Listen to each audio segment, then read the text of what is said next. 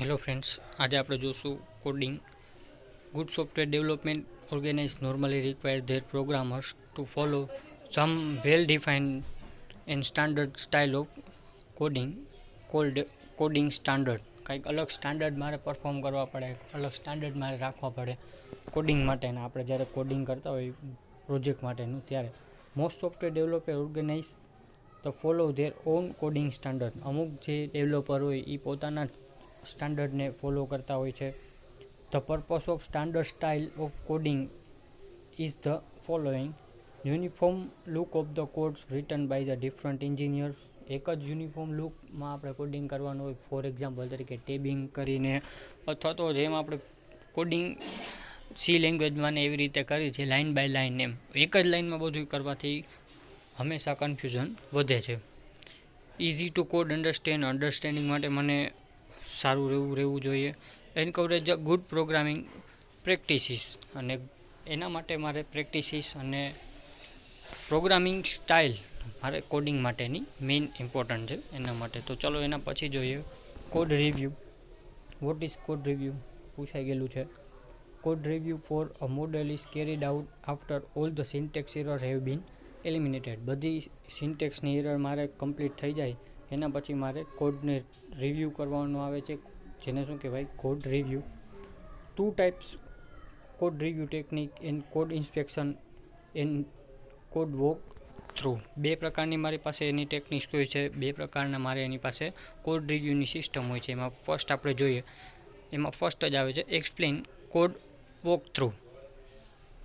તો શું છે કોડ વોક થ્રુ? ઘણી બધી વાર 2017, 2016, 2015 અને આગળ પણ મેબી પૂછાઈ ગયેલું રહેશે. Code walk through is a code analysis technique. એક એનાલિસિસ ટેકનિક છે.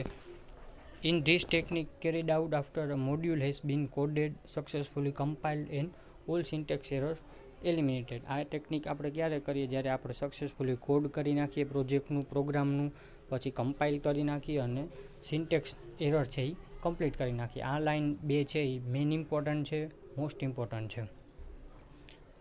Each member selects some test cases and simulate execution of the code by hand.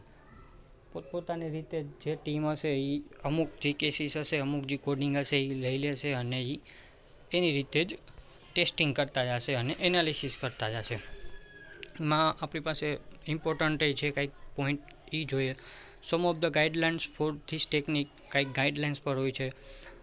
It should consist of between 3 or 7 member. 3 અને 7 મેમ્બરની વચ્ચે જ હું analysis કરી શકું છું.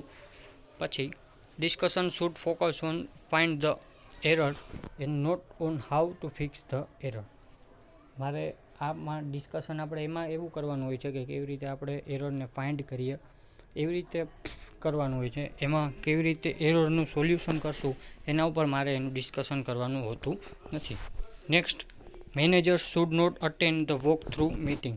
જેની અંદર મેનેજર જે મેઇન હોય, મેઇન જે પ્રોજેક્ટ મેનેજર હોય, એ આ મીટિંગની અંદર અટેન્ડ ન કરી શકે, આવી ન શકે. ને બીજું એનો ટાઈપ છે કોડ ઇન્સ્પેક્શન. કોને કહેવાય code inspection? Explain code inspection. એ પણ ઇમ્પોર્ટન્ટ છે.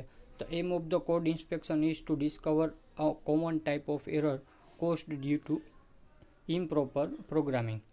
કોડ ઇન્સ્પેક્શનનું મિનિંગ શું થાય? તો કે મારે કોડ ડિસ્કવર કરવા માટે કોમન ટાઈપ ઓફ એરરને અને એને મને સોલ્યુશન લેવા માટે. During code inspection the code is explain for the presence of the certain kind of error. અમુક એરરમાં કોડ પણ એક્સપ્લેન થાય. Error will be discovered by looking for this kind of mistake in the code. અને error પણ મારે આમાં remove કરવાની આવે, ડિલીટ કરવાની આવે. જે એરર છે એને મારે સોલ્યુશન કરવાનું આવે. એનું નામ જ શું કહેવાય? Code inspection. એમાં પણ મારે ઘણા બધા પોઈન્ટ આપણે ઘણા ધ્યાનમાં રાખવાના આવે. Following is the list of the some error which can be check during the code inspection. Code inspection કરતી વખતે અમુક એરર એવી છે જે ચેક કરવામાં આવે છે. એમાં કઈ કઈ એરર છે અને શું છે એના પોઈન્ટ ચલો જોઈએ. Use of uninitialize variable. આપણે એવા વેરિયેબલનો ઉપયોગ કરતા હોય કે જે ઇનિશિયલાઇઝ ન કર્યો હોય. નો ટર્મિનેટિંગ લૂપ્સ આપણે ચાલુ કરી હોય, ફોર લૂપ, વાઇલ લૂપ કે ડુ વાઇલ લૂપ, પણ એને આપણે કમ્પ્લીટ ન કરી હોય.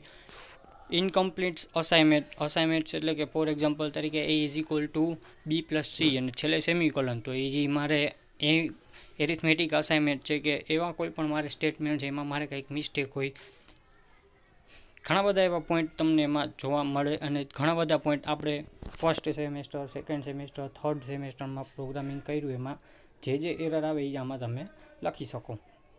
તો આ હતું આપણું કોડિંગ, અને કોડિંગમાં મેઇન 2 કોડ વોક થ્રુ અને કોડ ઇન્સ્પેક્શન. જો કોઈને કંઈ ડાઉટ હોય તો જરૂર કોન્ટેક્ટ કરજો. Thank you.